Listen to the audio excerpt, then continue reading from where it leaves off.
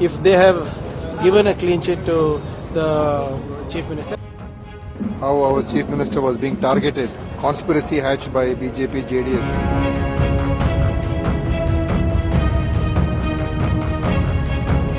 कर्नाटक के मुख्यमंत्री सिद्धारमैया को मैसूर अर्बन डेवलपमेंट अथॉरिटी जमीन घोटाले मामले में लोकायुक्त ने क्लीन चिट दे दी है। लोकायुक्त पुलिस ने कहा है कि सीएम सिद्धारमैया, उनकी पत्नी पार्वती समेत 4 आरोपियों के खिलाफ ठोस सबूत नहीं मिले हैं।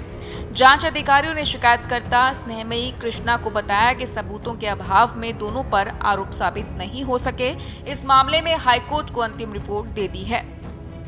इसी के साथ आपको पूरा मामला क्या है वो भी समझा देते हैं और सिद्धारमैया कैसे इन विवादों में फंसे ये भी आपको बताते हैं। 1992 में मुढ़ा ने किसानों से रिहायशी डेवलपमेंट के लिए जमीन ली।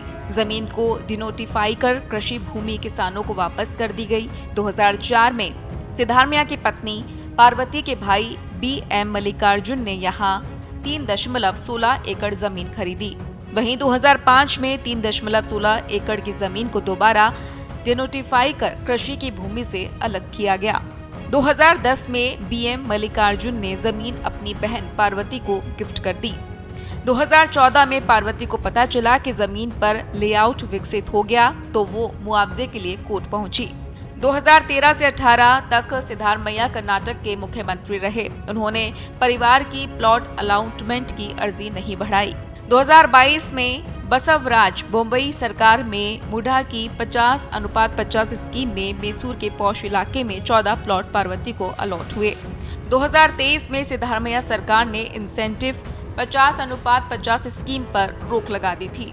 आरोप लगे कि 3.16 एकड़ जमीन पर पार्वती का कानूनी अधिकार नहीं था। उन्होंने फर्जी दस्तावेज का सहारा लिया। वहीं पार्वती को मुआवजे के तौर पर मिले विजयनगर के प्लॉट की कीमत उनकी जमीन से काफी ज्यादा है।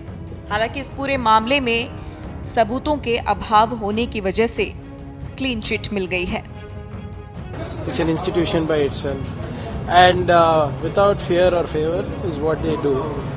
And if they have given a clean sheet to the Chief Minister, I welcome that. And Chief Minister himself has been very clear about it, saying that there has been no scam, there has been no involvement of any of his family members, and that has been proved by the investigation so far.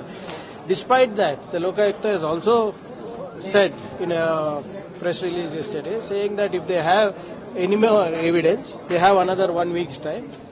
They can submit it to the court and we will investigate that also. So there is no ambiguity in that. See, whatever the investigation done has been done, but we knew what the truth was right from day one. How our Chief Minister was being targeted by the conspiracy hatched by BJP, JDS to somehow defame him. And the report is factual and we have always believed what the truth was, and that has been upheld now. Now, when there was no basis to really charge our Chief Minister with any corruption, they took it upon themselves personally to do a Padayatra when there was no issue only. So today, the egg is on their face. So now they have to somehow save their face, no? So they are saying, making all these allegations. But it is very, very clear that our Chief Minister